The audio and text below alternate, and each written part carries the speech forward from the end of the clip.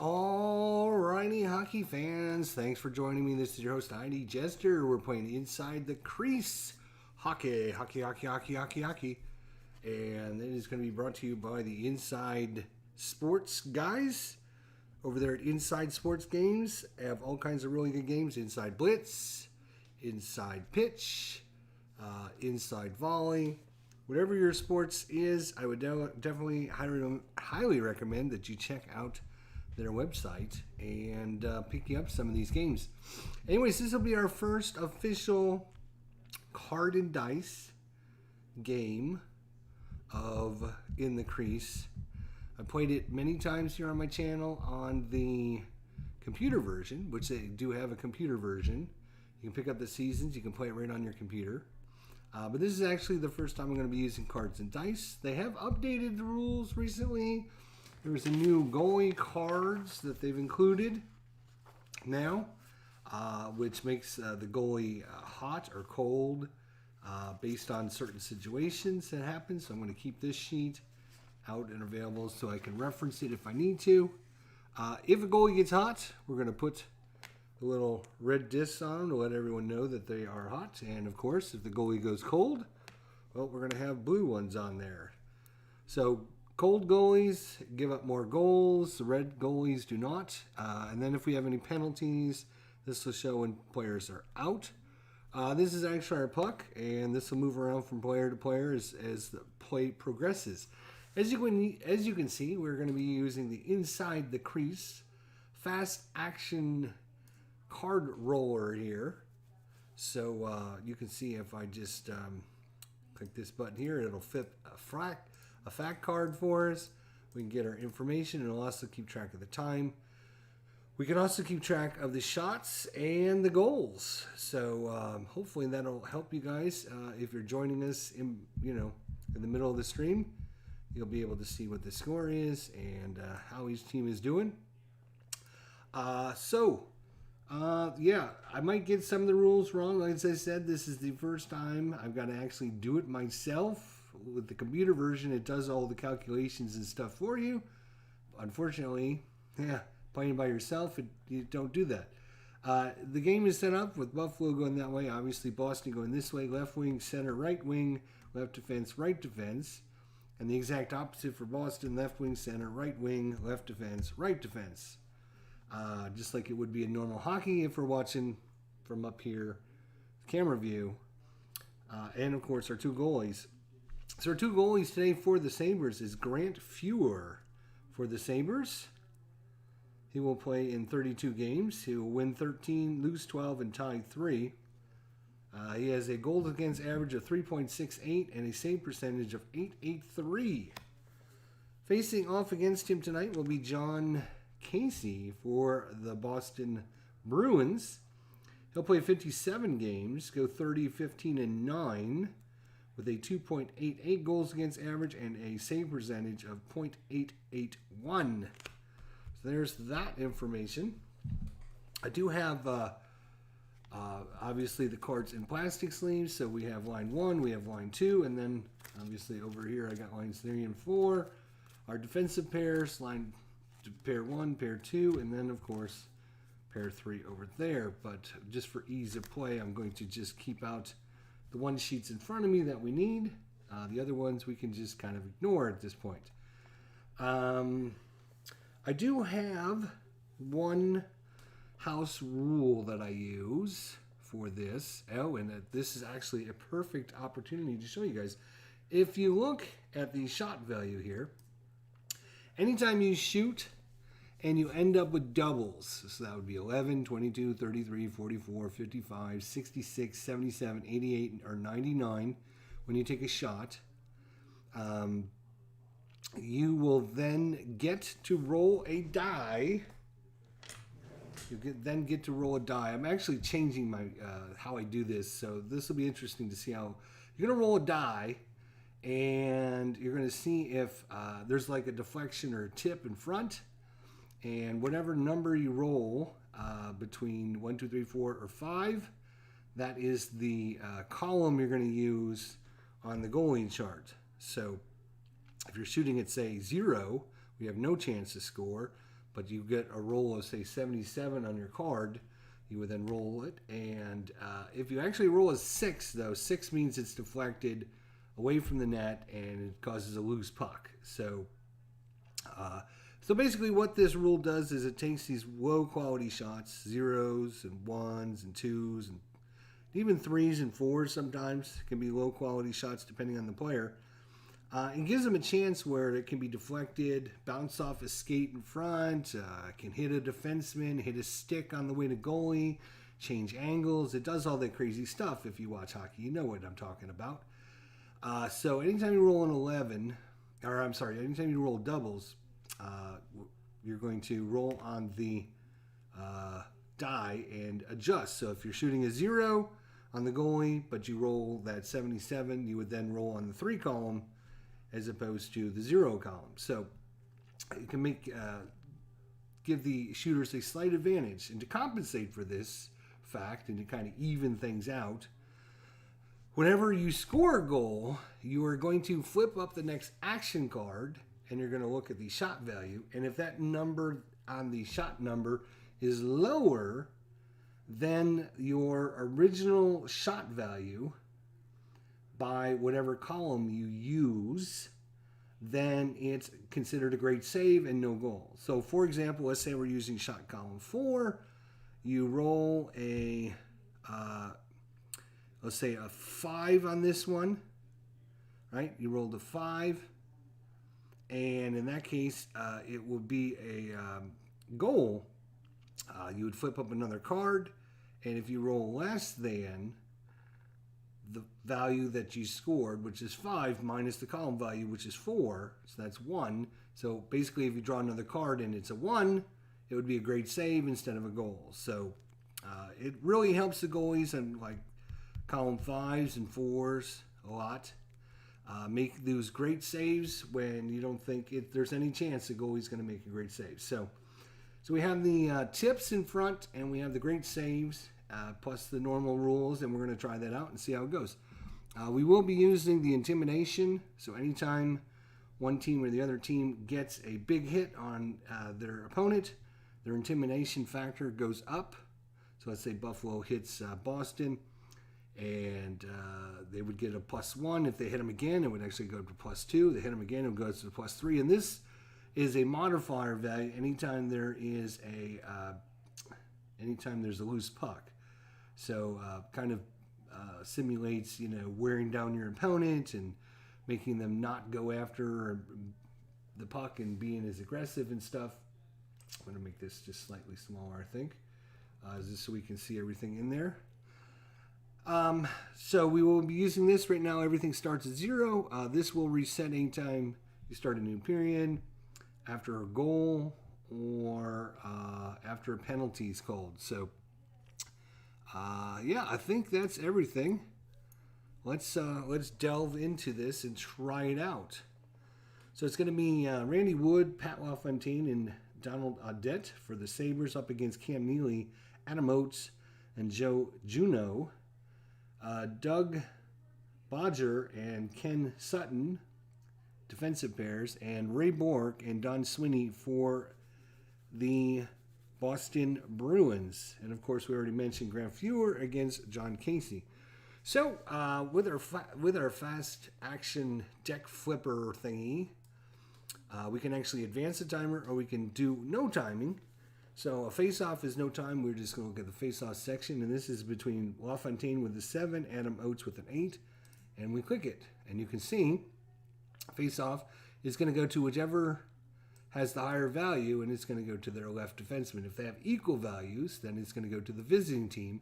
In this case, the Sabres are in Boston for opening day in 1993. So his home team is Boston in this case. So whoever's got the higher LaFontaine is a 7. Adam Oates is an 8. So Adam Oates is going to win this over to the left defenseman.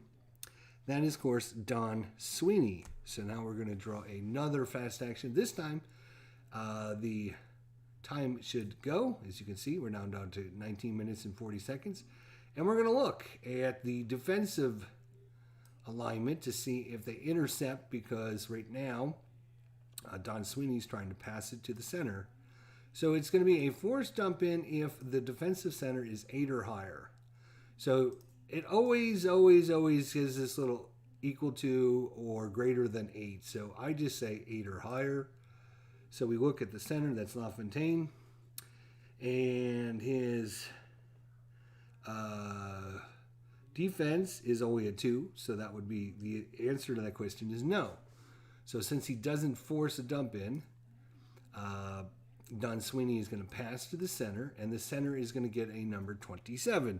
So if we look at the center, Adam Oates at even strength at 27 is going to be 18 to 28 is going to be a pass. So he's going to do the same thing, and he is going to try to pass. So I'm going to explain a few of the plays so you understand the basic concepts of what's going on here. And then once we get into it, we'll just start playing, and I won't go through anything. So whenever a player is passing, that's when the time goes down. So we will advance the timer as Adam Oates has it. And this time it's going to be a dump in if the center is a defensive value greater than or equal to 7. Again, LaFontaine, defensive 2, not very good defender. So he's not going to force a dump in. So Adam Oates is going to try to pass to the center. Well, he is the center. So you just ignore that and you go over to the next value, and it's going to be the right wing, and it's going to be Cam Neely. So went to Don Sweeney. Don Sweeney passes it to Adam Oates. Adam Oates gets it over to Cam Neely, and Cam Neely is going to do whatever this is, and that is a number 29. Even strength 29 is going to be a giveaway. So on a giveaway, we're going to flip up the... a giveaway basically means your opponents get a break against your team. And we're going to look at this breakaway section on the top right-hand card. And you can see where it says no break right there. But we have to flip a new fast action card for that to get that result. So let's see what comes up. It's going to be no break for the center. So he loses it, though, to Pat LaFontaine for the Sabres. And LaFontaine will then use a pass to figure out what he's going to do. So we're going to advance the timer. We will do line changes every 2 minutes as recommended, and I kind of been doing that with APA hockey and stuff, and it works. You know, you get some line changes pretty regularly, unlike every 4 minutes or whatever. It does cause more time of flipping cards and moving players in and out, but when you have it, literally like boom, there's our lane change. How hard is that? It doesn't take very long. So anyways, Pat LaFontaine is going to try and do something with it, and we're going to advance the timer. And in this case, he's going to pass to the left wing. That's Randy Wood, unless the right defenseman has a hit value of 4 or more, and Ray Bourque does. So Ray Bourque hits LaFontaine before he's able to pass it, and that causes a loose puck. So we will flip up a card to see what happens on the loose puck, and we're going to look down in this section this time. Hopefully my highlights show up for you guys. I think it does. So flip fact, no time advance on this. The only time advances is whenever you use a pass result on a player's card. So no time advance on a loose puck, and it's going to go to the defensive left wing. So LaFontaine had it. So this is the offensive team. Obviously, Boston is the defensive team. Ray Bourque comes in, knocks LaFontaine off the puck, and it causes it to go to the defensive left wing. In that case, that's going to be Boston's Joe Juneau. Now, Juneau, what is he going to do with it? Well, he has to pass it. So again, we'll advance the timer, and there's 1 minute gone. So it's going to be a takeaway by the right wing. That's Donald Audette. If he's got a takeaway value of 4 or higher, he doesn't. He's only a 3, so he's not going to take it away. So we're going to look to pass it to the left defenseman, and he's going to do play number 16. The left defenseman is Don Sweeney, and a 16 is going to be a pass. So we will advance the timer on Don Sweeney and find out what happens. And right wing takeaway is 6, and nope. Donald Audette takeaway is still only a 3, so it's going to be a pass to the left wing. And he is going to do play number 14. And we've finally got our first shot on goal. So Joe Juneau is going to take a shot on goal. So in shot on goals in this game, 0 is a very low quality shot. You're not going to score normal situations, you can see there's no goalie results that really give you a result of scoring. 1 is very low quality, but a little bit better.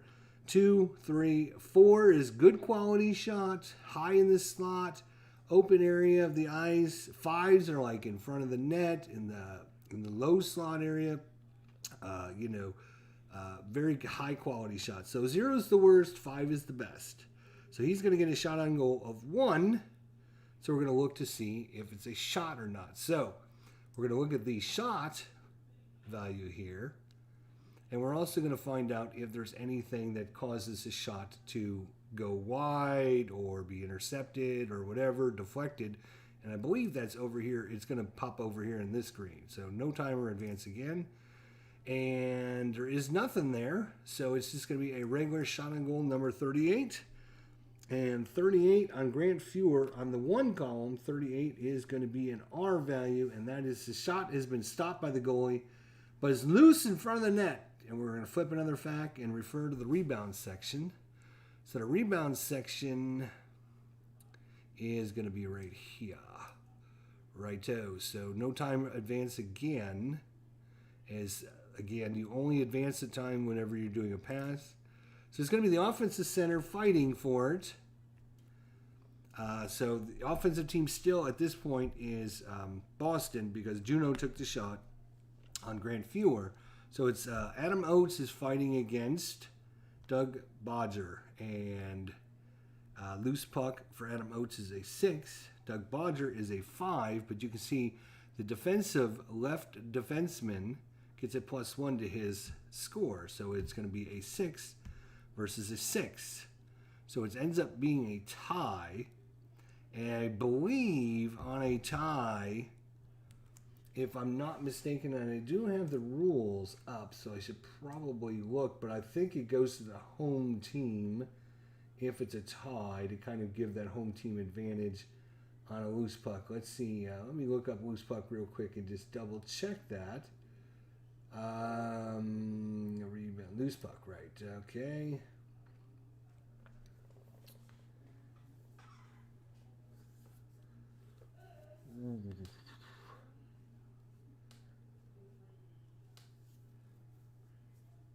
If the battle ends in a tie, give the puck to the home team. There we go.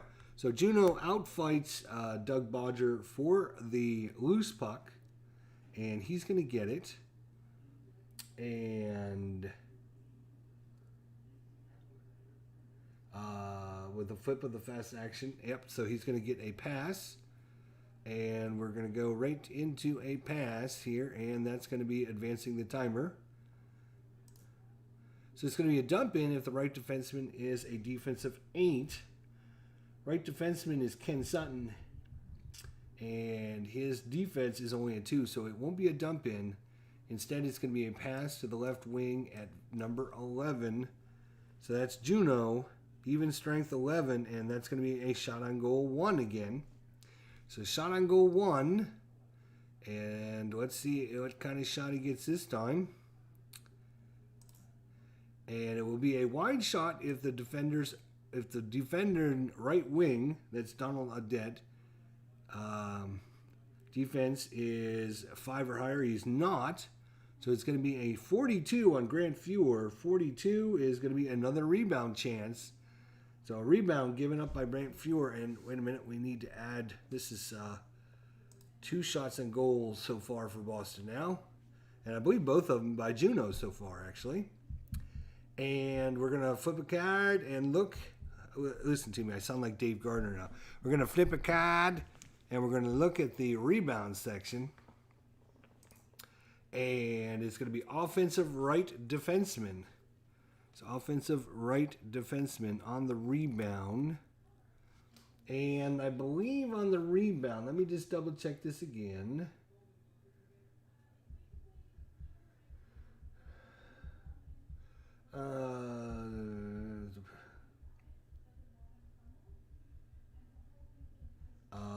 Right, so he is going to, the offensive player does get it, and he's going to get a number 22.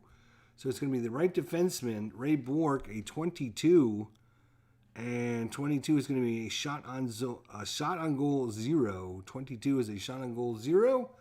once again. And this will be a no time advance again.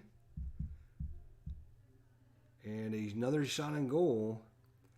And wow, that is a great roll. A 4. Unfortunately, a shot on goal 0 for Raymond Bork. A 0 is going to be another rebound.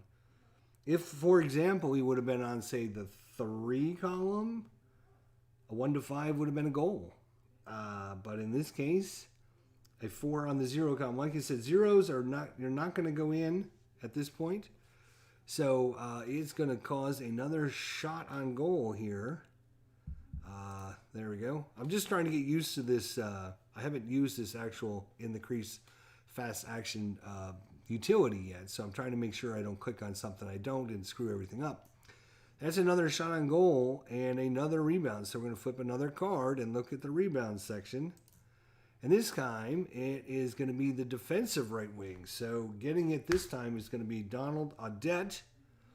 And this time we will go to the pass section. The only time you use the rebound number here is if the offensive player gets it. If the defensive player gets it, then it goes right into their pass section. So this will be 2 minutes into this game, and I probably have explained most of everything you'll need to see, but we'll keep doing a little bit more tutorial just to let everyone out there see it in action. So we are now going to go and advance it, and yeah, oh, it even says, look, it changed lines. Cool. So it's going to be a takeaway of the left defenseman. Left defenseman is going to be Don Sweeney. Takeaway. He's a 3, so not good enough. It's going to be a pass to the right defenseman, 38. So right defenseman is going to be Ken Sutton, 38. And he was going to pass it, but before he goes and passes it, we are going to change lines. And coming on the ice is going to be Brad May, Dale Howardchuk, and Derek Plot, Richard Semlick, and Randy Moeller for the Sabres. And for the Boston Bruins, it's going to be Glenn Murray at right wing, Ted Donato at center, and Stephen Hines, the left wing. David Shaw is on the right defense, and Glenn Wesley is on the left defense. All right, so it's going to be Randy Moeller here with a pass play. Let's see what happens. So this time we will advance the timer. Penalty of any defender has a penalty rating of 20 or higher. And I believe penalty rating. I believe that is this number here. So 3 or 4. So that is definitely not going to happen. It's going to be a pass to the right defenseman, a 22. 22 is going to be over to Semenk, and he will pass it away. And it's going to be a loose puck if the right wing hits 3 or higher. That's Glenn Murray. His hit is a 4. So Boston gets the first hit in the game, and their value goes up. So it's going to result in a loose puck. Let's flip another thing for the loose puck. So we're going to have a battle between the left wing, Brad May, who's is 7, 6 plus the 1 you can see there, against the right defenseman, David Shaw. He is a 5. So May is going to outfight him for the puck, and he's going to take possession of it. And he will start play with a pass, unless it's intercepted. So you can see this one says interception if center and left wing defense is greater than not equal to the 9. So it's Ted Donato defensive 2. The left wing Hines is a defensive 4, so that's 6. So they don't intercept it. So it's going to be a pass to the right defenseman, a number 25. And that is going to be a pass opportunity for Randy Moeller. So this time we will advance the timer. Intercepted if the center and the right wing are defensive 5. And they are 5. So Murray's a defensive 3 and Ted Donato's a defensive 2. So since Glenn Murray has a higher defensive value, I'm going to say he intercepts it. And it will go to a 37, and that will be a pass opportunity for Glenn Murray. And we will flap the fast action. 16:20 to go here in the first period.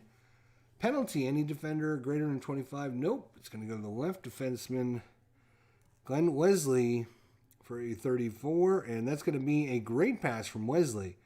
So on the cards, you have different shot values. You have a giveaway, which is bad. You have a normal pass, and then you have an assist pass. The really good players will have a big assist range. In this case, Glenn Wesley, 34 to 40. He will then allow the player to use their assist column, which is better than their normal columns, assuming he can actually get it done. And it's going to be a loose puck if the center's hit is a 2. And that's Dale Howardchuck is a 0 on a hit, so no. So it's going to go to the right defenseman. He slides it over to David Shaw, and we're going to use the assist column because it was a great pass from Glenn Wesley, and that's just going to be a shot on goal of 0.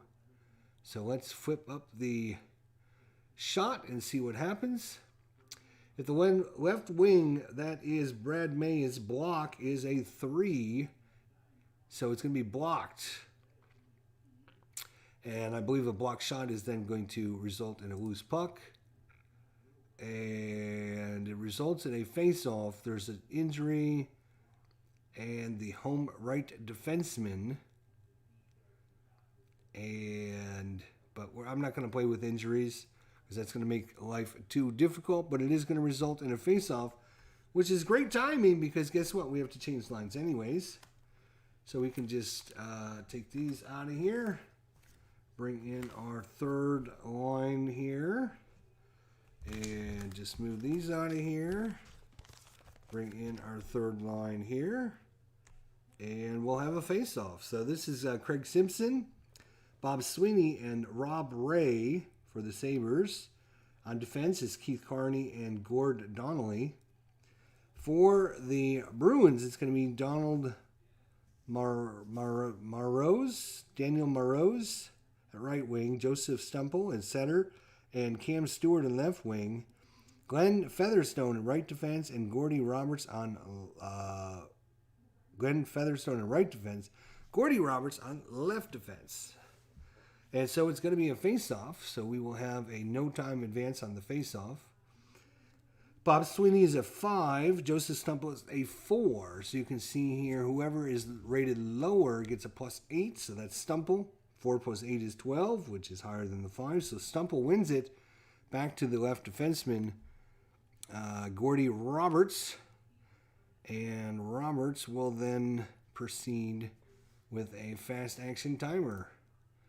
So penalty if the left defense, in this case, left defense is not going to make it, and it is going to be a pass to the center, number 40, Joseph Stumple, and he's going to have a assist chance here. So the assist chance, the right defense, defense of, this went away by the way because one of the Sabres hit the player there. So right wing defense, right wing, that's going to be Rob Ray. Is it defense? He's a defensive 2, so that's not going to make it. It's going to go to the left defenseman for a 20. And even at even strength, Gordy Roberts, 20. He's got a 1. He shoots at 3. A 2, he shoots at 0, and that's it. So only a 1 or a 2 is a shot for him. He played in 59 games. He had 1 goal. So he's going to go to a pass situation here. Center and right wing is defense. Nope, they're not. So it's going to go to the left defenseman. Nope, it's going to go to the right wing. That's Daniel Morose, and he is a 29. That's going to be a pass by Morose. 14:40 to go here in the first period. Left wing of 7 penalty. And that is going to be a penalty. a delayed penalty call. If it goes to it's going to go to the right defenseman, Glenn Featherstone, 39. And that's going to be an assist chance. So we're going to flip the card here. And it is going to be left wing 28. Left wing 28. And that is going to be a pass.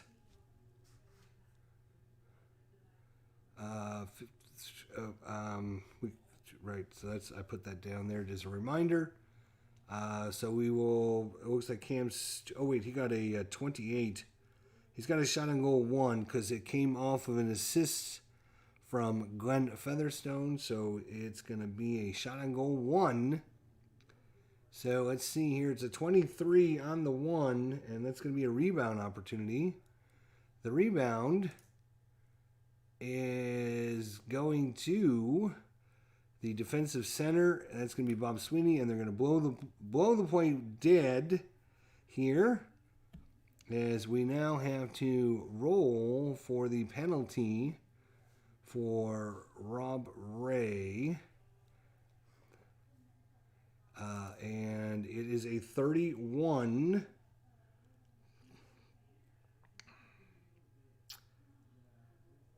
A 31. And this is something I'm going to have to look up because they changed how they do penalties now a little bit. There's now some things in parentheses, and I believe I'm not great at doing the old penalty thing.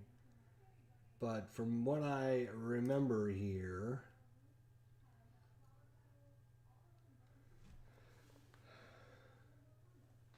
all right, after getting the initial 1 to 38 number that falls into which penalty type?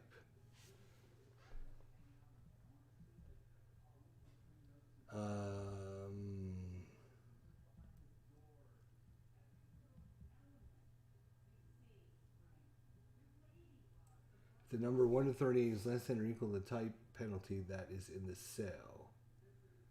So, for example, 1 to 80 get a major, 9 to 36 he would be in a minor, 37 he would get a misconduct, a 38 would be no penalty at all.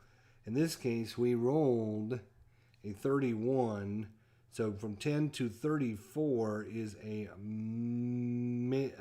minor penalty. But I want to check out the new fight rating because Rob Ray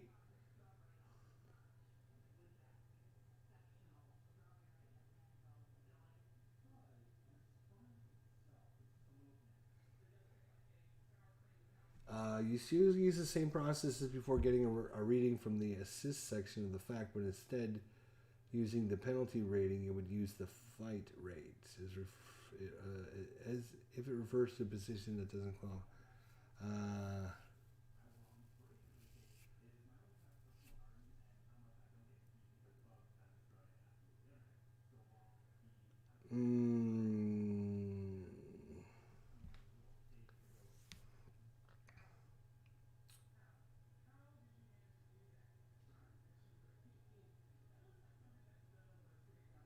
Yeah, I'm just trying to figure out when you use the numbers in parentheses because we rolled a 31, which would be actually,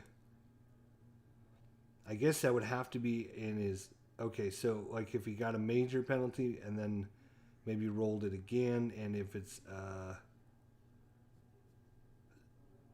1 to 27, maybe that's a fight. I'm going to have to look at that and figure that one out. But it's going to be a 2-minute penalty on Rob Ray for the Sabres. And so we will look at putting out the fourth line player there. And we got to change players at...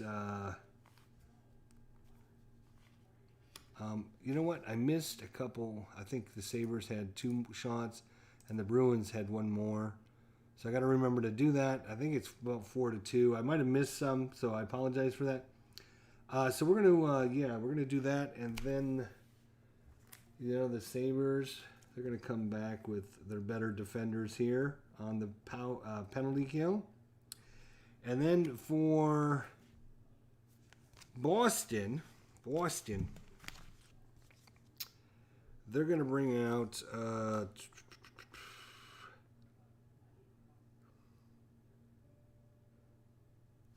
They're going to bring out some penalty killers here. We're just going to bring out these guys. And let's see.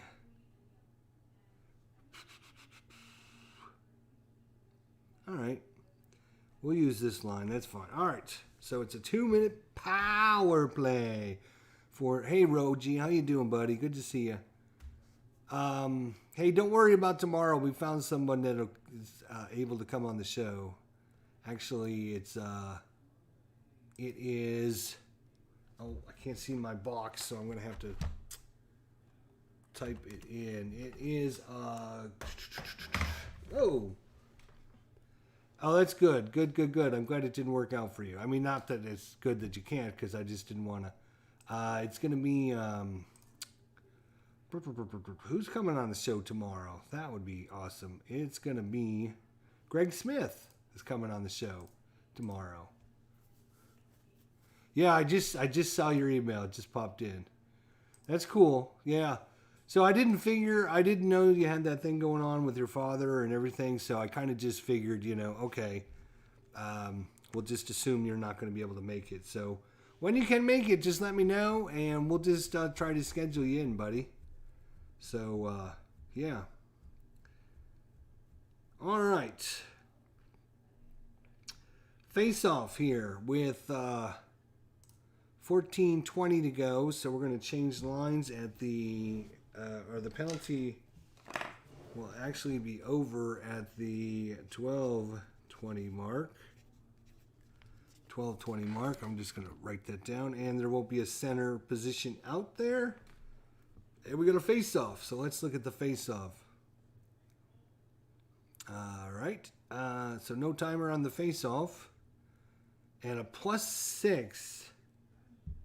And the Sabres are going to win this because they actually have nobody with a face-off value, so it's 0. But they get a +6, and would go to the visitor center, but there is no center position.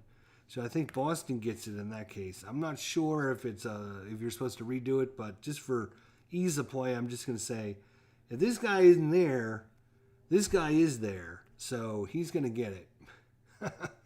So he's going to try a fast action card here. And it says change lines, but because of the penalty, we just did that. So it's going to be a forced jump in, but because you're on the power play... If the power play team has the puck and a dump in is forced by the short-handed team, just disregard the dump in and play it as a forced pass by the power play team. So it's going to be a forced pass to the left wing. That's Steven Hines. 35 is going to be a power play. 35 will be a pass by Steven Hines. So pass by Hines. And takeaway, if the left defender takeaway, that's Doug Bodger takeaway. He's only at 3. So it's going to be a good pass to the right wing on the power play. And 13 is going to be a shot on goal 3. Shot on goal by Glenn Murray. And this time, let's see what happens. So no time advance on the shot. Oh, he scores! That's a 0-1, and there's no defense on that one. And that is going to be a score. That is going to be an automatic score. Whoo! As Glenn Murray lights the lamp on the power play at the 13:40 mark. And I didn't give him a shot on goal. And that is going to be a shot on goal and a score by Glenn Murray. Just 40 seconds into the power play. And 13:40. Glenn Murray. 1340, Glenn Murray for Boston. And Boston takes a 1-0 lead on the Sabres here at home ice. And 1340. We will go ahead and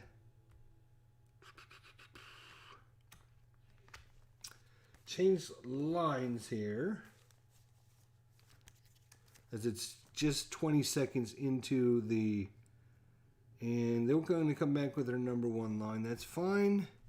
And the Bruins like their lineup, so there we go.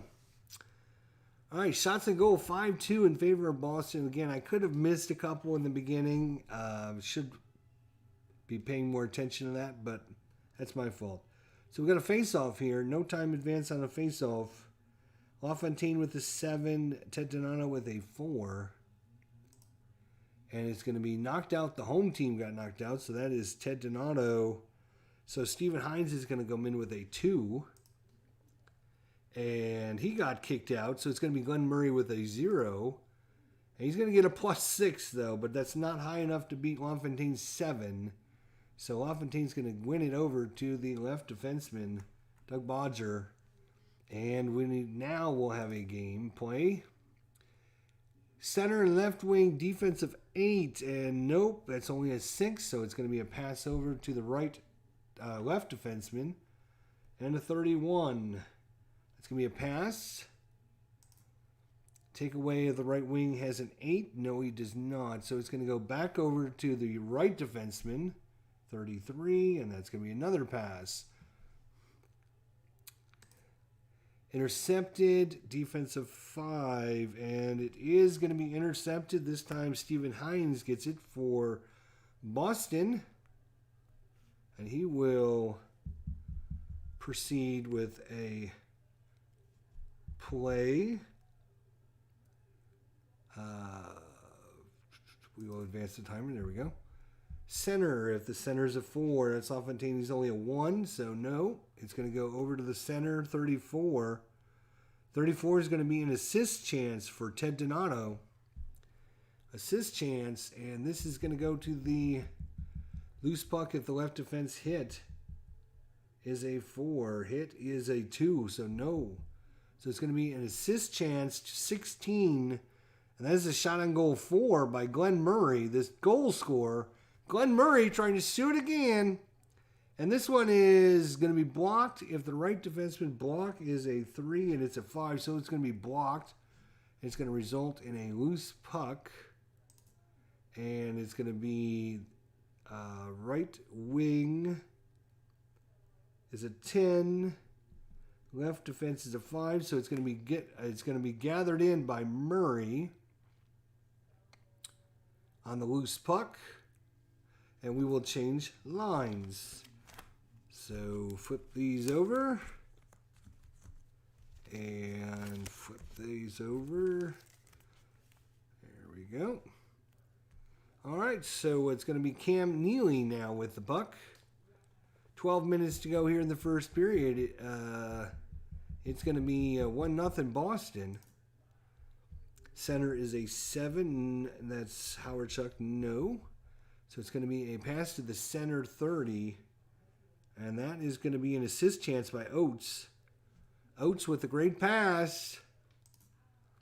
Left wing hit.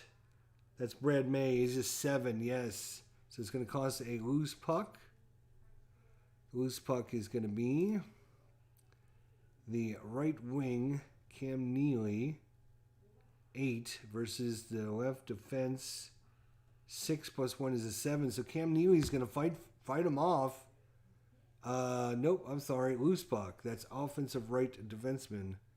I was looking at the rebound. That's my bad. So it's going to go to the right defenseman, David Shaw. And we will have a time sequence here. Loose puck, if the center's hit, is a 6. Howard Chuck, again, is a 0, so it's going over to the left defenseman for a number 14. That's going to be a shot on goal 1. Glenn Leslie with a shot. And defensive center is a 4. And no, Howard Chuck's only a 1. That's going to be a 3 on a 1. And, oh my gosh, that is a G result. The shot beats the goalie and results in a goal scored by the shooter. The shot beats the goalie and results in a goal scored by the shooter. Wow. So that is a goal. So, oh, I see, because it's not. Okay, 3 is just when he needed, and he got it. And that is another goal, another shot on goal, and another score. This one by Glenn Wesley. A very low quality chance. Shot of 1.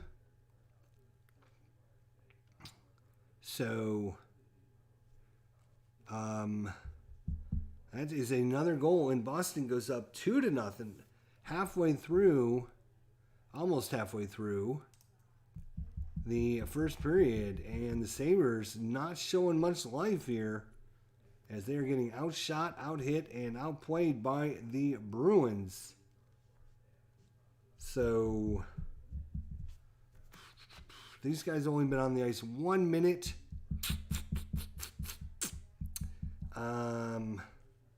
We'll go ahead and leave these guys on again.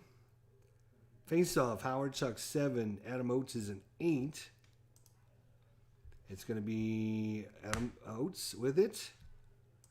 And loose puck if the left wing hit isn't. It is. That's Brad May again with the big hit on Adam Oates. Big hit on Adam Oates, and it's going to be May with a 10. And May's going to get it.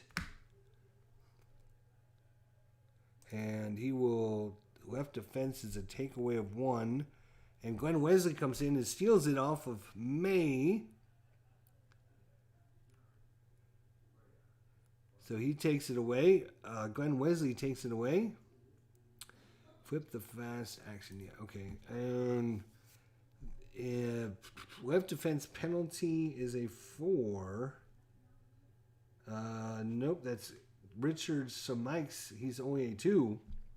So it's going to go to the right wing for a 2. And that is going to be a... well, we don't know because we're actually going to be changing lines. It's going to be a change of lines here. No, it doesn't make sense, right? So you would change lines after the play is done, right? So we're going to... the pass is going over to the right wing. And a number 2 is going to be a shot on goal 5 by Cam Neely. Cam Neely's already got 1 score. And a shot on goal 5 here.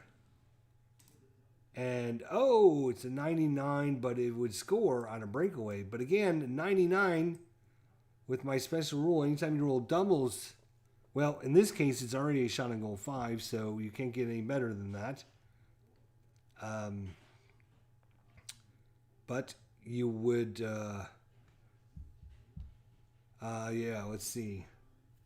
So it's actually deflected in front with the 99. This is my house rule. Anytime you roll doubles on a shot, it's going to be deflected in front, and it's going to go from a 5 to a 5, so it stays good. So you'll actually flip another card, and it's a 2, and that's going to be a score. Oh my gosh, and it's getting crazy here. Now, it could be a great save. The only problem is he's got to roll 5 less because he was on the 5 column. He's got to roll 5 less than 2, and he can't do that. So it's going to be, you can't make a great save on this one. He just roofs it, Cam Neely, and it's going to be another shot and another goal. And the Boston Bruins are up 3-0 here. And we are only halfway through the first period. Holy cow. 3-0. And they're going to make some changes here. And we got some new players on the ice. There we go. Sabres need to get some life here as they are just not playing very well at this point. It's 3-0 Boston. So, with that, though, G plus C, right? Because he rolled a 3 on the 5 column. Yeah, that's a G plus a C. So, Grand Fuhrer actually becomes cold. So, that means certain other results will cause a goal to happen because he's cold until he can get hot and get rid of his coldness. Because letting him 3 goals in 7 shots is not great. But, yeah, the Bruins are playing some good ball here right now. So we got a face-off between Dave Hanna, 6, Joseph Stumple, which is a 4. And Stumple's going to win it over to the right wing. That is Daniel Morose. Now, Morose is going to be hit by the left wing Barnaby. And is his hit? Yes, Barnaby's going to knock him off the puck. And the Sabres actually get a +1 now. It's going to result in a loose puck. And it's going to be 9 versus 5. So Dave Hanna is going to get it for the Sabres. Oops. We're going to click this one. It's going to be intercepted. 6 and 4 for Bork and Sweeney. So that is not high enough. They need an 11. So it's going to be a pass to the left wing, Matthew Barnaby. And he's the 35, which is going to be a pass result for Barnaby. Right defenseman takeaway is a 6. Nope. It's going to go back to the center, 36. And that's going to be a great pass by Dave Hanna. Great pass here. And unless the right wing's hit, that's Morose. He's a 3. He needed a 4. So it's going to the left defenseman, 22, Doug Bodger, on the assist shot. 22 is going to be shot on goal 1. And the Sabres trying to get their 3rd shot here. And that is going to be blocked at the center's block. Stumple, he lays out and block. Where's block? Nope, he's only at 2. Oh my gosh, he just missed it. So it's going to be a shot on goal 26. Casey, and we're going to give the Sabres a shot this time. And that was on a 1 and a 26. That's going to be a rebound opportunity. So rebound's laying there, and it's going to go to the home center as Stumple gets up after trying to block the shot, and he's going to get the puck for the Bruins. 8:40 to go here in the first period. And loose puck if the right defenseman, right defenseman is a hit too. Doug Bodger with the big hit. And he is a 2, and that is a 2. So the Sabres actually go up 2 now. So it's going to cause a loose puck, and it's going to be offensive left wing. So that's going to be Cam Stewart. Cam Stewart's going to get the loose puck. He skates around with it.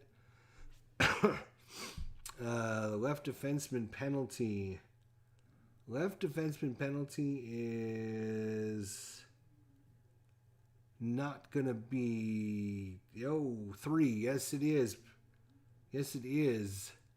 It's going to be a penalty, and it's going to go to the right defenseman number 12. Right defenseman 12 is going to be shot on goal 1.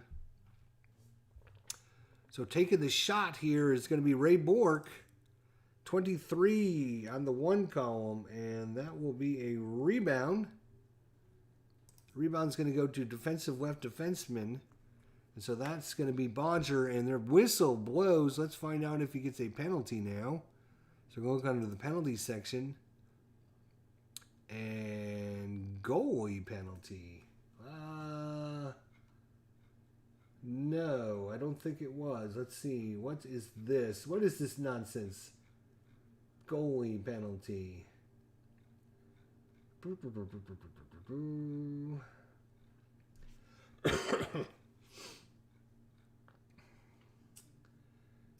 goalie of the defending team is possibly assessed a penalty. Flip another fact and check only the number on the penalty section. Check the number against the min and major ratings of the goalie if the number falls.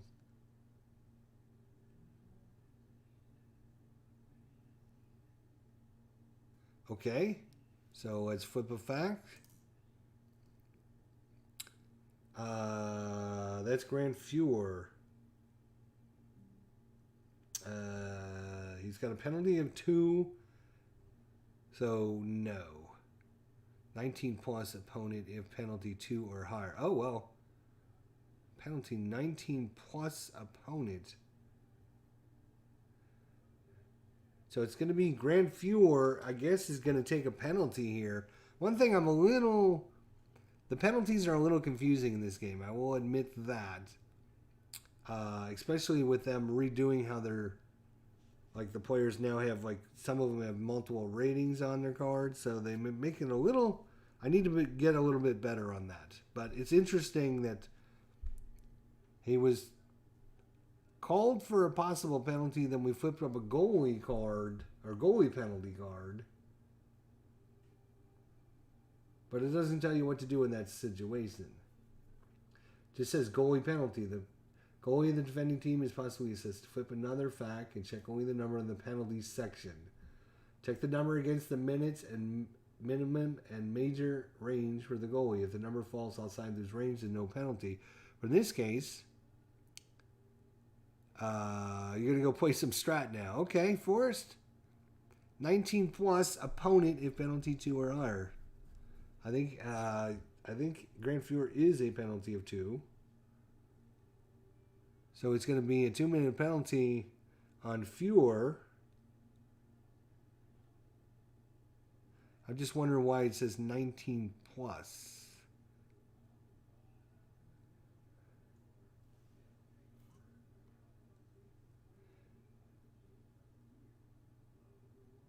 Oh, 19. I get it. Okay, so if he had a penalty rating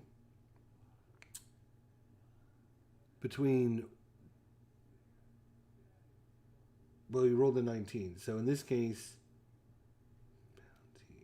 penalty min is 8. So if it was between a 1 and 8, he would get a minor penalty.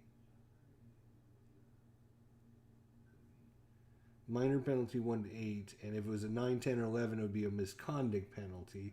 A 19 is not within range, I believe. So we are not going to assess him a penalty, and I guess it will just be a face-off since we have to do line changes anyways. Let's flip these suckers over and move on. I'll have to reread the penalty section a couple times. It's a little confusing, but all right. So there we go. Changing lines with just 8 minutes left. 3-0 Boston after, what do we got, 12 minutes into this one? Face-off, Sweeney is a 5. Sominski is a 5. So it's going to go to the left defenseman visitor. That's Randy Moeller. And he will, left defenseman hit a 5. Nope. So it's going to go to the center. 12. Even strength to 12 is going to be a possible giveaway by Bob Sweeney. So we're going to look at the breakaway section. Breakaway of center breakaway is greater than or equal to 1. That is Brian Slominski as he gets a breakaway. As he steals the puck from Bob Sweeney, and he's in on Grand Fuhr, and he is now going to get a shot result. And I believe you disregard anything in this box over here because it's a breakaway. So we will get him a breakaway, and it's a 44 on the 5. 44 is going to be a save and a rebound. Another shot by the Bruins. The rebound is going to go to right defenseman +2. So it's going to be a 7 versus the left defenseman 6. So it's going to be Randy Moeller is going to pick that up after the breakaway chance by Brian Sominski. Center 8, no he's not, is going to go to the center for a 39. And 39, Bob Sweeney's going to find an open man, trying to look for an open man in on John Casey. And flip the left defense. Penalty, nope. So it's going to the right wing. That is going to be Rob Ray. Assist chance of 30. It's going to be a shot on goal 1. Shot is going to be a 32. It's going to be a save and a rebound. So the Sabres get their 4th shot. A rebound is going to be left wing 2 or 3. Plus 2 is 5. Plus the 2 there on the card is a 7 versus the right defense. You know what? That's a rebound. That would not get the plus 2, I don't believe. So, loose puck, 3. Plus 2 is 5. The right defenseman, David Shaw, is a 5. So that's going to be a tie. And in this case, it goes to the Bruins, who are at home. Wah, wah. All right, so Shaw with the puck. And we're looking at the left wing and the left defense. And that's not going to be high enough, so it's going to be a pass to the right wing, number 4. That's Stephen Leach. 4 is a shot on goal 2. Shot on goal 2, and it's going to be wide at the right defenseman defense. Right defense. Defense of 3, and he's a 4, so it's shot wide. Results in a loose puck. Right wing is Leach with a 5, and it's going to be taken by Shamlick for Buffalo. 6:20 to go in the first period. A left wing hit of 2. And he's only got a 1, so it's going to be a pass to the right wing. Number 27, and that's going to be a pass by Rob Ray. And it's going to be line changes. It's going to be taken away if the right defenseman, David Shaw, takeaway of 2. He's a 3, so it's going to be a taken away. And then we're going to have a line change by the players.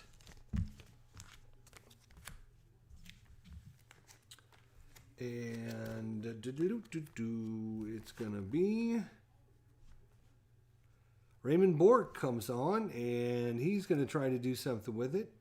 Right defenseman takeaway. Not high enough. It's going to go to the left defenseman, number 6. This could be bad. Nope. It's a Don Sweeney. Is a shot on goal 0, actually. So let's figure out if it's a shot. It is an 88. So he is going to be lucky and get redirected. He's going to take his shot 0, and it's going to go to a shot 5. So it's redirected right in front of the goal. And remember, Grant Fuhr is cold, so we're going to flip another fast action card here. Thanks. Another fast action. And it's an 8. Now, this is going to be bad. And that is going to be Guards! Don Sweeney, who took a shot 0, rolled an 88, and because I used that house rule, anytime you roll doubles, you roll a die, and it changes the column it's on, because, you know, the puck bounces, and it goes off defenders, and this, that, and the other thing. And it ends up being a 5, which means it's deflected in front, probably off a skate or something. And that is another shot on goal, and another goal by the Bruins. It is now 4-0. And that's probably going to be it for Grant Fuhr. Holy cow. I would replace him, but I don't have the other goalie. Well, I do. I'm going to have to get another goalie card here. That's going to be it for Grant Fuhr, as his day is done here at opening day. You do have Dominik Hasek.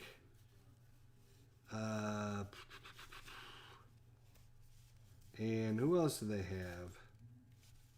I think they had one more goalie card in here somewhere, didn't they? Maybe not. So it looks like it's going to be the Dominator is going to come in. I don't have his card sleeve, so we're just going to put him there. And we don't need that because we're getting a new goalie coming in. So the Bruins send Grant Fuhr to the Showers here. Oh, late here in the first period. 5:40 to go. It's 4-0 Boston. Ooh, it is getting ugly here early in this one. Face-off. +3 is going to be a 7 and a 7. So it's going to go to the home left wing, Stephen Hines. Center in the right wing. Center. Right wing, it's not high enough, so it's going to go to the left defense. Number 17. Pass by Sweeney.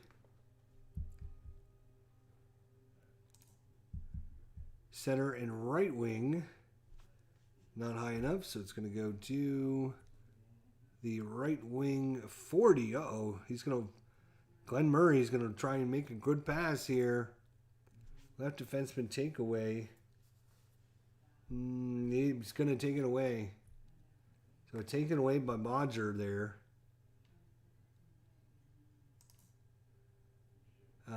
It's going to go to the right wing 10. Right wing 10. That's Donald Audette. That's going to be shot on goal 2. Shot on goal 2. 21. Save and a rebound. Sabres get another shot. And a rebound. It's going to be the offensive right defenseman. 4 versus the left wing 7. So Stephen Hines and Ken Sutton fight over it, and Hines comes away with it. 4 minutes left here. Left defense, right defense, and they are not high enough, so it's going to be a pass to the center, Ted Donato, a 9, and that's a shot on goal 2.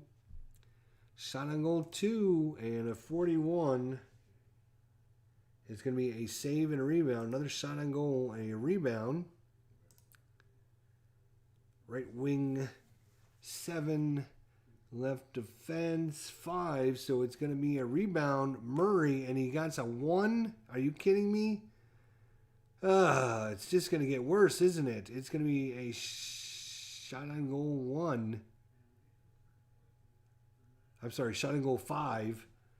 On Hasek as he slides across, and 65. He's going to hold on to it. And good time on that because it's time to change the lines anyways. So Boston's still all over Buffalo here. As we have just 4 minutes left here. And you know what? We're going to bring in our third liners for one more shift on the back end there. They didn't get much activity here. So 4 minutes to go in the first period. Shots on goal 10 for the Bruins, 5 for the Sabres, 4-0. Face-off is going to be Howardchuk with a 7, Adam Oates with an 8. And the flip. It's going to go to the higher player left defense. It's Keith Carney. Keith Carney with it. Center, nope. It's going to go to the right defenseman. A 19, though, is just going to be a pass by Gord Donnelly. Left wing defense, not high enough. It's going to go to the right. Nope, it's going to go to the left wing. Brad May, 24, and that's going to be a pass. RJL, what's going on, man?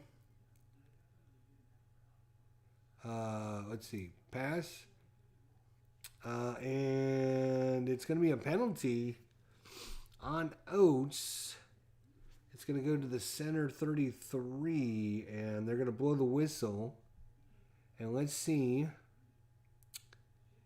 what happens with the penalty. 22 for Oates. And nope, no penalty as he only goes to 21. So if it would have been a 1, it's a major. 2, 1 to 21 is a minor penalty. And that's it. That's all he has. So no penalty. And we'll call it just a face-off with 2:40 to go. And you know what? We're going to go ahead and squeeze in another shift by third liners here.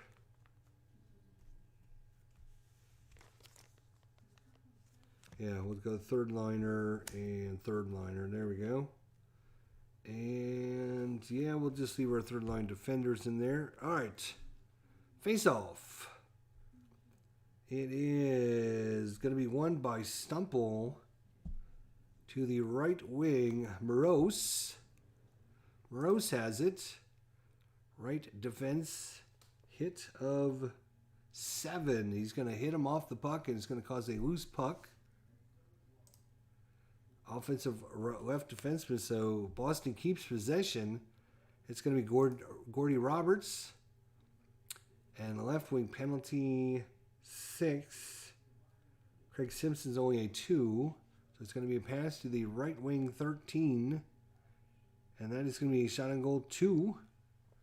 So Bruins trying to make another shot here. 81. Shot on goal 81, and Hasik's going to hold it. And again, good timing on that is we will have, looks like we're going to bring on our fourth liners. Why not? Bring in our fourth liners. It's 4-0. Wow. Okay, we're going to put in our second defensive pairs, our fourth line players. 2 minutes left here in the first period. 4-0 Boston. And the face-off. Sominski is a 5. Hannah is a 6. And it's going to be won by Sominski. He's going to take it himself. Dump in on the left wing. And a defensive 2. Nope, Barnaby's only a defensive 1, so it's going to go to the right wing 17. That's a shot on goal 0. So a shot. It's going to be blocked. Right defenseman block is only a nope, so it won't be blocked. 16 on a 0 is going to be a save, a rebound, another shot, a rebound. It's going to go to the offensive right defenseman. Offensive right defenseman. He's going to get a shot on goal 0 and a 93. It's going to be drop. Shot has been stopped by the goalie and has been diverted to a defenseman.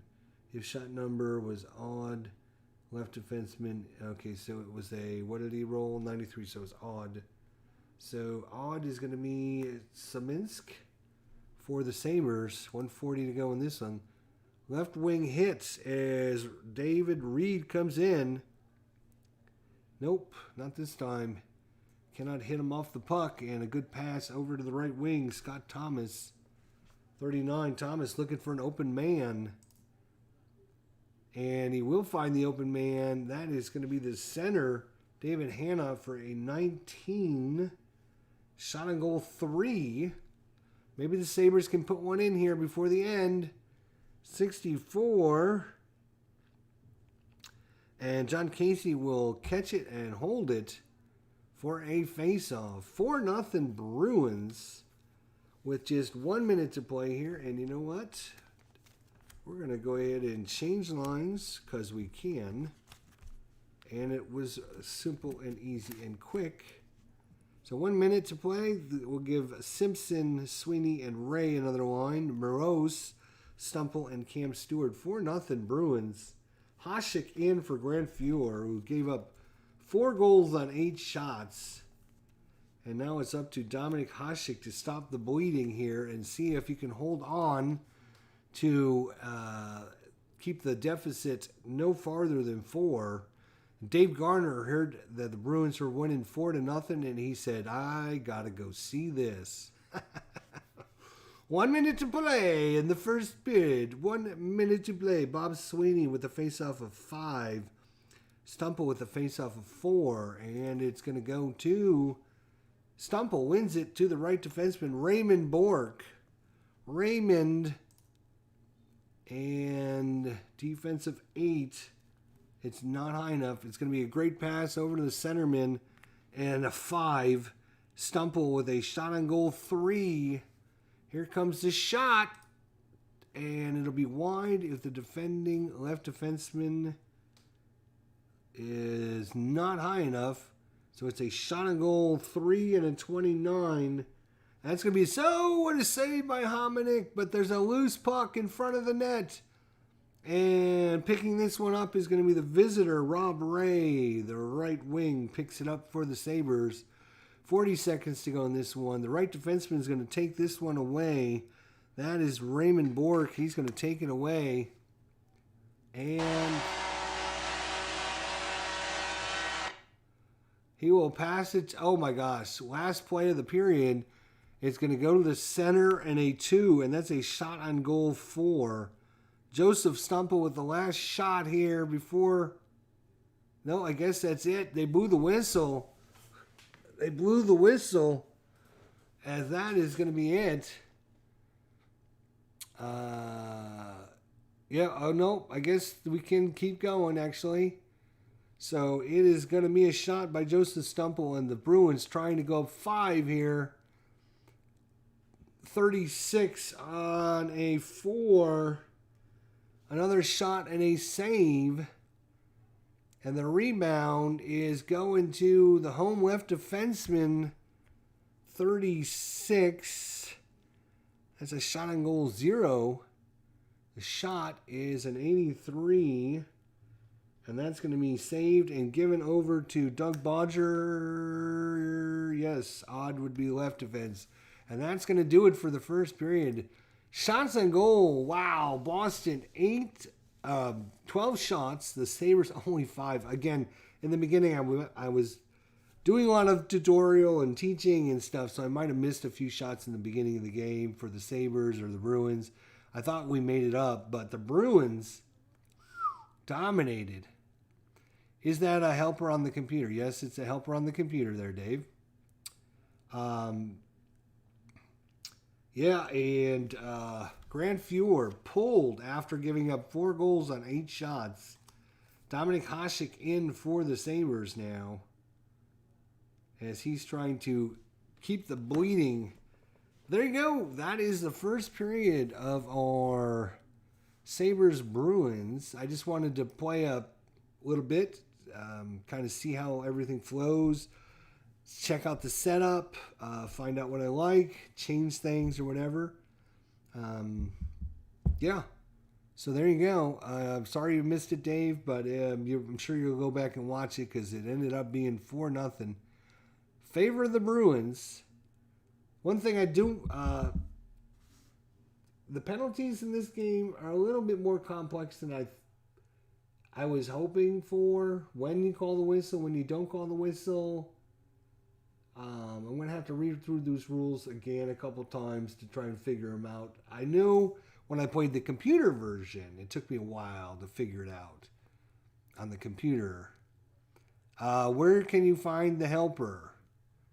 You can find the helper on the Inside the Crease website. Just go to Inside the Crease and scroll down the page.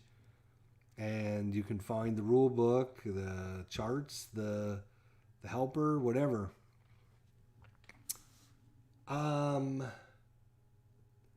Yeah, because we ran into a situation where Doug Bodger was called for a penalty when Boston had the puck. And then you're supposed to flip up a card to roll for. But when we did that, it said goalie penalty. And then it just was like, I don't know what to do about that. So I'm going to have to read through the penalty section a couple times and figure it all out. Everything else is pretty self-explanatory, pretty simple. You're just going to get a pass. You're going to look to see if the defenders are able to knock it away, intercept it, or force a dump in, or whatever. Sometimes there's matchups between a couple of players, and then you get the result. If they can't do it, then it's going to be a pass. In this case, like, it'd be a pass to the left wing, and you just find out where on his column the 24 is. And if it results in a shot and goal, a giveaway, a pass, or an assist. And then, of course, you have columns for even strength, power play, or shorthanded. So not too complex. I mean, it's pretty simple. It's just with the new ratings and the penalties, it's a thing. It's to say it's a thing. It's you just need to get used to it again. Like I said, it took me a little while to figure it out on the computer because sometimes it can be a delayed penalty if they got a shot on goal. Sometimes it's not. Anyways, yeah, you can download the Inside the Crease Fast Action Card Helper from the Inside the Crease website at Inside Sports. I think the game plays pretty cool. It's pretty fun. You make it what it is. I mean, you know, a hockey game, you have to use your imagination anyways, because it's not like football where you know it's an inside run or a short pass, or you know, it's not like baseball when the guy's stealing second base or you got your hitter bunting and stuff like that. You know what the play is. In hockey, there's no plays. You don't bunt. You don't do a short pass. It's just random chaos that's happening. So you have to make hockey, you have to imagine what it is, and you have to take the results that are on the play. You know, if Craig Simpson has the puck and it says intercepted by the right wing and right defenseman, right? So you got to assume that Morose came in there, knocked Craig Simpson off the puck and took it away, and now he's got the puck, right? And then, you know, oh, it's going to be intercepted. No, it's not intercepted. Well, then it's not intercepted. He's going to pass it to Don Sweeney, who's on the left side, and Don Sweeney now is going to have a pass. So you have to kind of imagine what's going on because there's no set plays in hockey. You have to envision it in your head. If you can do that, this game is great. There's nothing wrong with it. Other than the Sabres got crushed 4-0 in one period. I mean, I know Alan Shaw had 3-0 lead for Vancouver against St. Louis, and then St. Louis scored 4 in the next period. Where do you read on the card? You read on the card. Oh, Dave Garner, you're driving me crazy, man. It's not that hard. Let's see if I can bring this down here so you can see.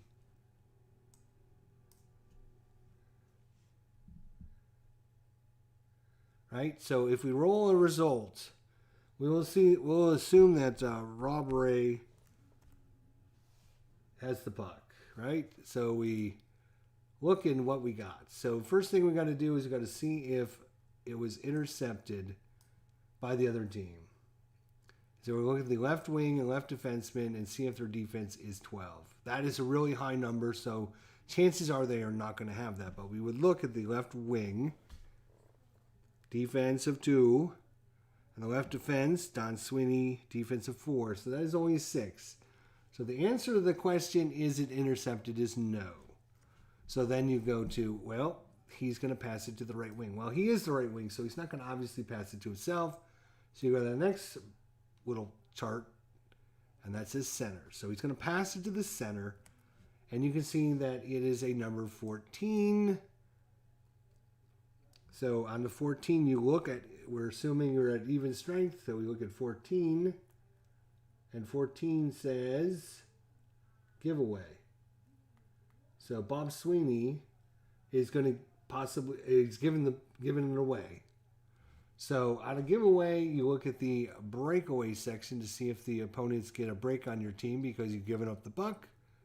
So we flip it again, and it says no breakaway for the right wing. So it was intercepted by the right wing, but he wasn't able to get. So Daniel Morose for Boston has it, and he is just going to get a play. So a play result starts with the pass. So you go to the fast action deck, and you click it again, and it says takeaway. If the center has a takeaway of 7, takeaway for Bob Sweeney there is a 3, so it's not good enough, which means that Morose is going to pass it to the center, going to pass it to the center. And we're at even strength, so we look at a 9. In this case, a 9 is going to be a shot on goal under the number 1 column. So on the number 1 column, 0 columns, really bad chance. In fact, 0 chance. 1 might not even be a chance to score on a 1 or a 2. 3s are a little bit better, 4s are a little bit better, and 5s are your best shots. So on a, what did he get? He got a 9, which is a shot on goal 1. So we're going to look at the shot on goal 1. We're going to flip another fast action card. And you can see there's nothing over here in this green box. So nobody's going to block it or knock it wide or anything. So it's just a 48. So we'll get 1 and 48. And that is going to be 44 to 82 is held. So he's going to hold the puck. No rebound, easy save. Dominik Hasek makes the save, and then you have a face-off. So that's pretty much that. It's not too hard, Matt. Oh. Like I said, the most I guess the hardest part of the whole game is the penalty system, and it's just because you got to understand the timing mechanism of when a player gets a penalty, whether you continue the play or it's an automatic end to the play. And then once it is an end to the play, then you roll again to find out what kind of penalty is. And in that case, it can be no penalty. So we had one on Adam Oates earlier. Where's Oates' card? So you can see Adam Oates here. Where is he? Here he is. So this is Adam Oates. So the penalty, you can see there's a lot of information over here, which is kind of cool because it's really involved system. And it's these new ones in the brackets are all new.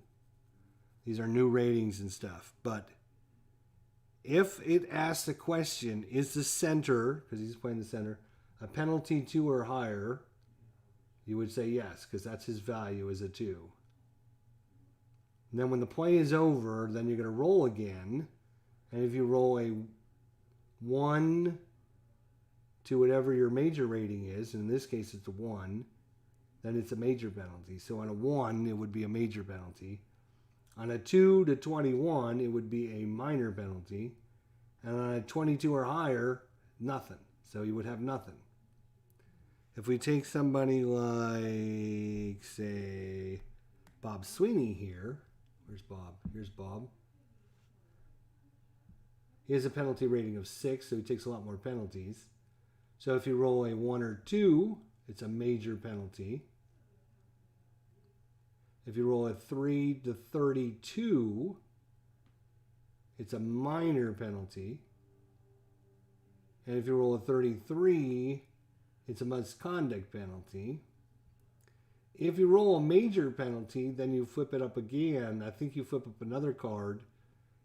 And if it's a 1, 2, or 3, then it's a fight. That's what this is their new fight rating. And I haven't figured out what this number does yet. So each player's got a lot of, some of them are very simple, like this one, very easy. And then there's other ones that are more complex. So it's just trying to get used to the more complex ones. But yeah, it was all Boston. It was all Boston in this one. It was a good game. I mean, it was I'm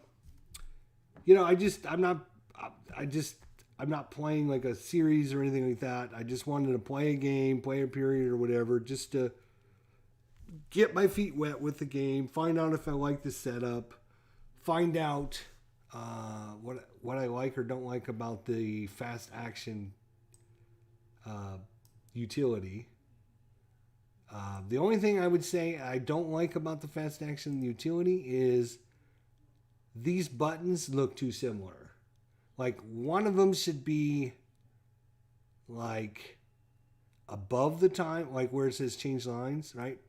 Like that up there, because they're like right next to one another, and they're literally like 2 letters different between them. So I was always like, which one am I clicking on, right? So like if they had like a green button and a red button, green go, red stop, you know?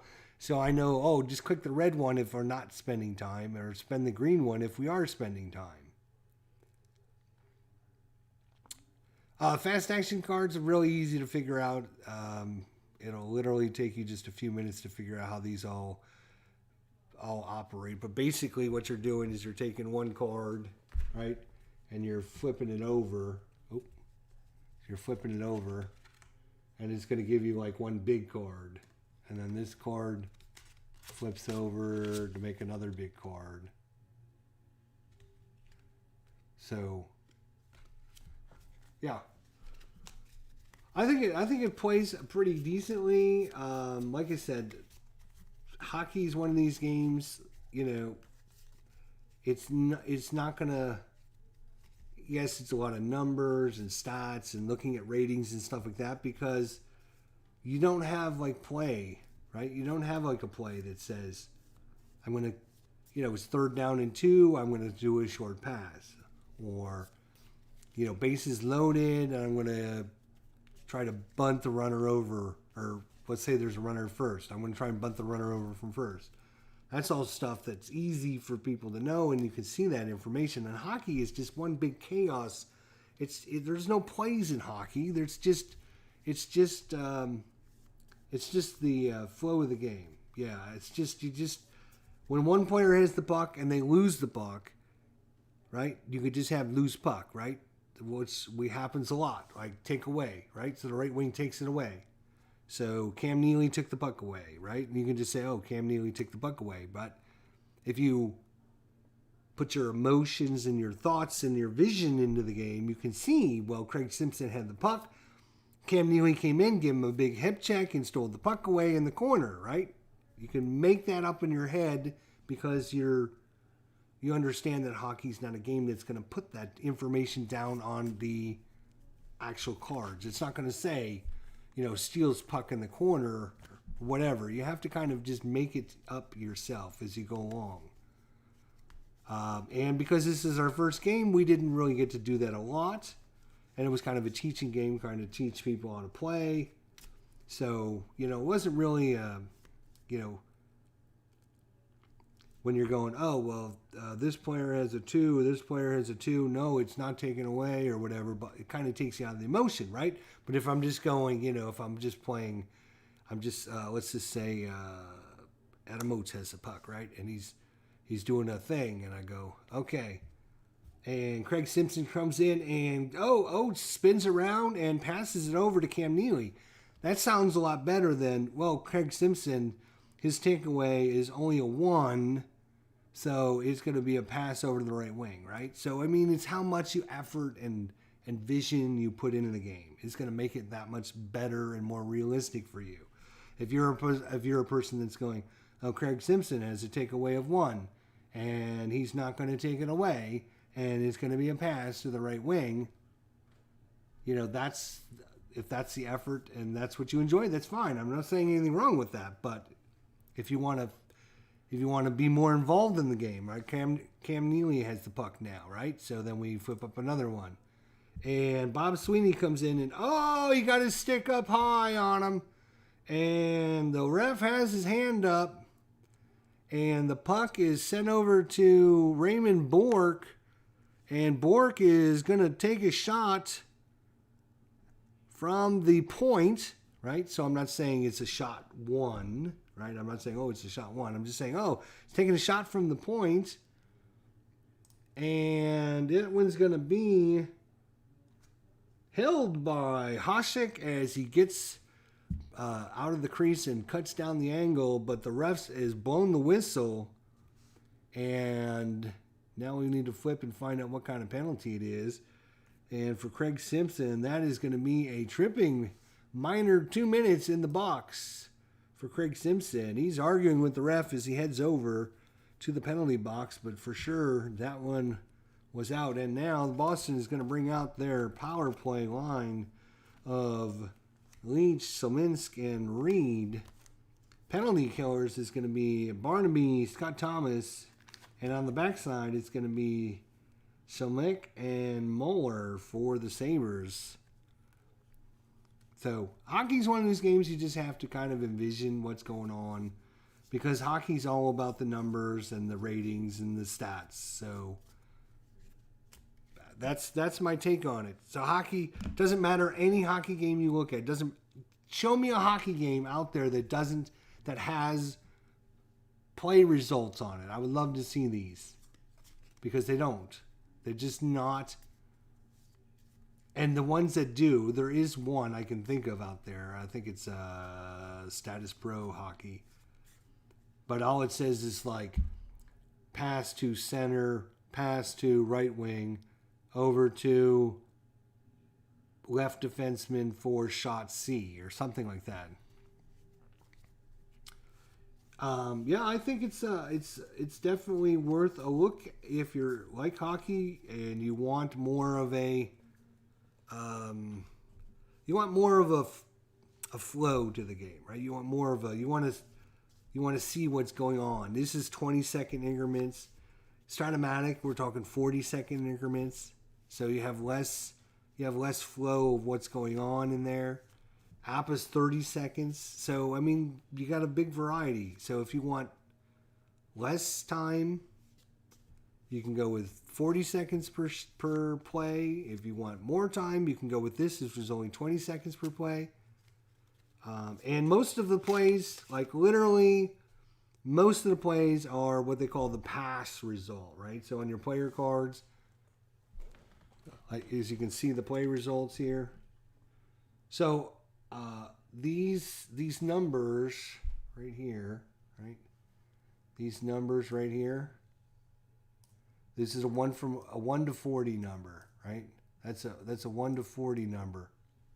So you can see, like if we look at Dave Hannon, right? So on even strength and a 1, he's going to get a shot on goal 5. Oh, where are you? Here you are. On a 2, he's going to get a shot on goal 4. 3, a 3. 4 is a shot on goal 2. 5 is a shot on goal 1. 6 to 10, he's going to give it away, means your opponent might have a possible breakaway. 11 to 34 is a pass. So you can see most of the results on this guy's card is a pass. And that's like most of the players, right? So Scott Thomas, 19 to 38 is a pass. So most of the time, all you're going to do is go from player to player, going pass, pass, pass, until you roll really low and get a shot. Or you roll really high and you get what they call the assist chance, which means, like this guy here, who's this? Scott Thomas. If you roll a 39 or 40, then wherever the puck goes to, they have a much better chance to get a better result because you use the assist chance here. So you can see Matthew Barnaby, if he gets a great pass from Scott Thomas, he gets an assist chance. You can see his ratings are all up here now. He's going to get much better shots on goal. So once in a while you get these good assist chance, gives you much better shots on goal, which are going to be, your best shot on goal is a 5, your worst is a 0. So higher numbers are better. So you get these nice values in there. You can see if Barnaby gets any kind of assist, he's going to get from 1 to 28. He's going to have a shot on goal. Anything else, he just shoots it wide. If we take a look at let's look at Adam Oates. He had 32 goals, right? So 1 to 40, he's going to get a shot on goal. About 35% of the time, he's going to be shooting on the best value. 17 to 28, 29 to 36, and 37 to 40. Yeah. So, anyways, I'll be playing this some. I didn't want to start the 93-94 playoffs as our first game, right? So I wanted to get like a couple periods under my belt, figure out what I'm missing, any of the rules that I'm not sure about or whatever. So, wanted to play a couple of periods. I think everything except for, I did everything except for the penalties, which I think are a little confusing sometimes, like I said, but, it's one of those things once you figure them out. And I had problems on the computer version with the penalties. And so they do penalties a little, not like other games, I guess. Like APA, you just blow the whistle and it's dead, and then you have the penalty. In this game, you blow the whistle, and it might be a penalty, it might not be a penalty. So, I mean, that's fine. It's great. It's just a little confusing to figure it all out. Especially with the new ratings, with the new parentheses ratings in there to figure out how those work into the system.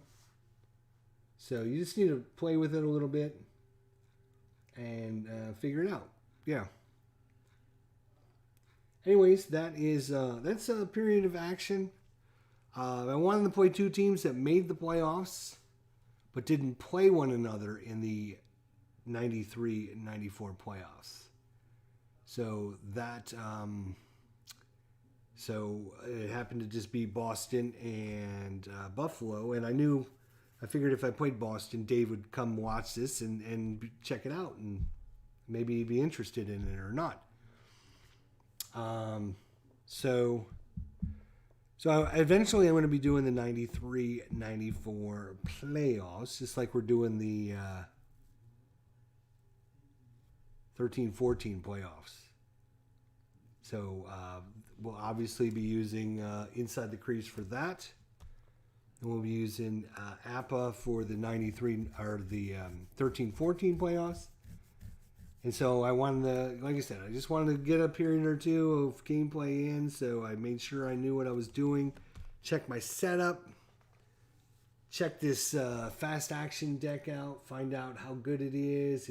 Does it do everything I need to do or not? And for me, I'm not really going to keep stats other than shots and goal and goals. I probably will just use this and maybe just write down on a sheet of paper who scored the goal or something, so that way we can keep track of total goals or something. And like I said, when you're teaching people and you're explaining things, it's going to go slower to begin with anyways. But I think this fast action deck creator thing is great. I mean, you can do it manually, but I mean, for me, it was just easier to have it all on the computer, so that way it would auto tell me when to change lines and everything. I think, yeah, I mean, besides Boston scoring 4 out of 8 shots, which were really lucky shots, because, I mean, like, you have to have a really low number to have a shot on goal that's going to count, and you have to have a pretty good 3 or 4 or 5, and Boston was getting 3 and 4 and 5s, and they were rolling like 0-3. It's like, there's nothing you can do about that. So anyways, thanks for coming on by. I appreciate it. We might do another period, get a couple more teams out. I will say one thing, though. The cards that actually come on the perforated sheets from the developer, whatever you want to call him, Chris over at Inside, are a little bit too big for normal card sleeves, or your normal sleeves like this, right? So you get your normal sheet of sleeves. So you put your cards in, you just cut them, right? So in this case, I have them like this. They are too big to actually fit in these little pockets by just a little bit too much. So you have to. Well, what I did is I just trimmed around the card. So it takes a little bit of work if you want to use these plastic sleeves, right? If you want to use the plastic sleeves for your lines. If you don't need the plastic sleeves, you're just going to keep the cards on the table or whatever, then you don't have to worry about that. But they are a little bit too big to fit into the actual regular sleeves. And here's the difference. You can see here's one that I cut, and here's one that's not cut. So I had to trim basically around the 4 edges and just take off all the white, not all the white area, but quite a bit of the white area to have them fit in. So I just thought I would mention that because I didn't want people to just go, oh, I'm going to get this game, and then when they get their game, they're like, well, the cards don't fit in. That's stupid. I don't want to. I don't like this because the cards don't fit in. Well, the cards will fit in, but you need to trim all the white area around the edges. If you don't want to do that, you don't want to go through the extra work, you can either not use these sleeves, right?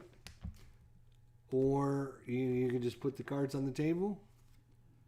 Or, not use the sleeves, or I don't know, maybe you can find some bigger sleeves out there or whatever. I don't know. But for me, it was just like 20 minutes of just trimming all the players. So I got Buffalo trimmed and I got Boston trimmed. So, I just need to do the other teams for the playoffs. So anyways, just thought I would mention that if you guys are interested and you want to use the plastic. I love it because, I got line 1. I got line 2. It literally takes me like 2 seconds to make a line change because I just bloop, and there's that, and then here's the defenders, and then on the other right, off on the side, I have line 3 and line 4 and the third defensive pair, right? So when it's time to make changes, I can just take these, move them aside, and now I've got line 3 and line 4, and I have them ready to go, and I just throw them down. So it makes changing lines like super, super simple.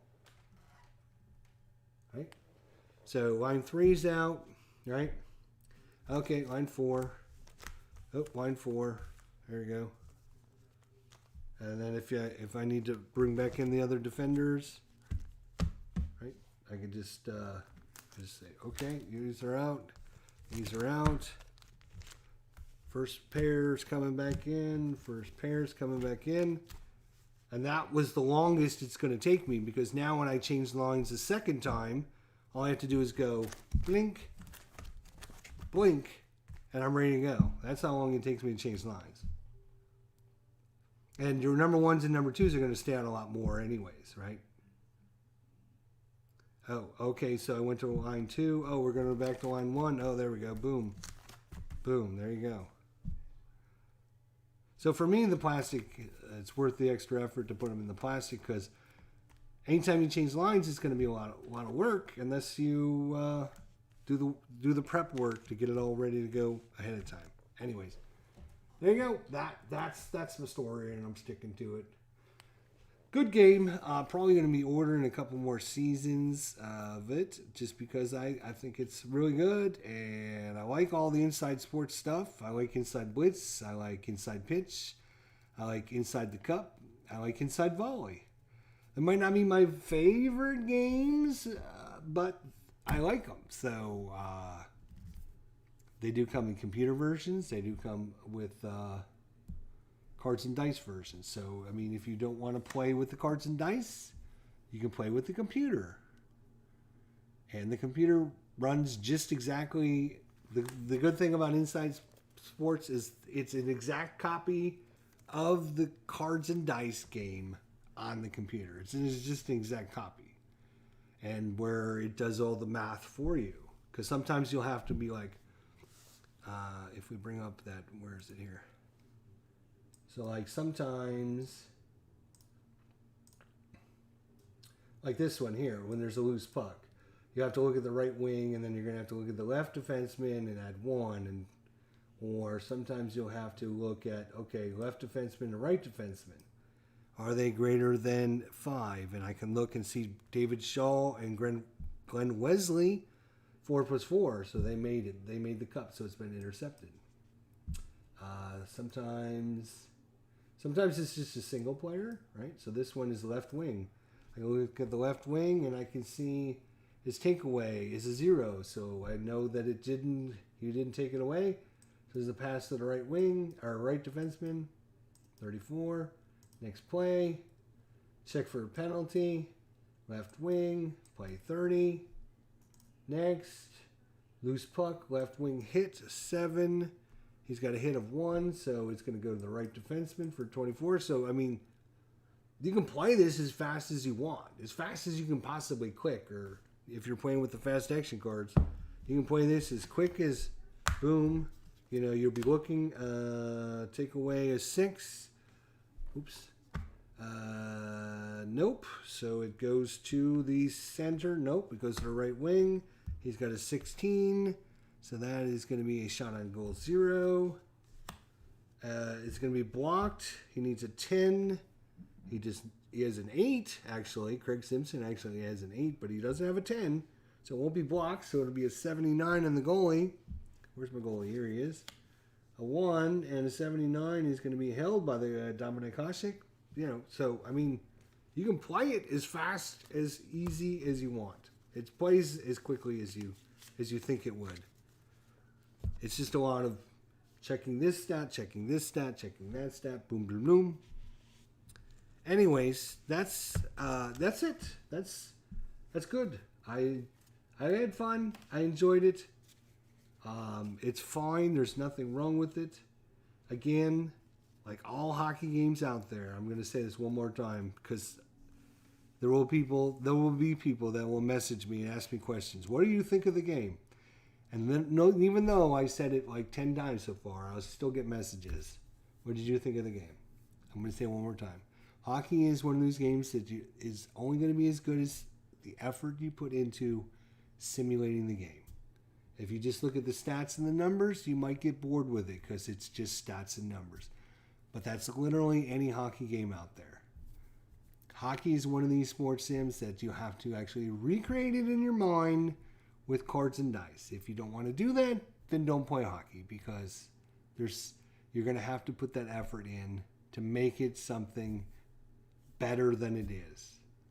It's not like any of the other sports out there. It's just mass chaos. You don't have plays. You're just getting a result. You're going to check stats. You're going to check ratings. If that's not for you, then you need to look elsewhere. The PDFs are very affordable. Yeah, you can get them for like $15 to $20 for a PDF. Yeah, and you can use the helper, or you can order your fast action deck. If you want to have a fast action deck, it comes with 200 cards. So this is your fast action deck. If you wanted to use this, or I decided not to use this even though I have it.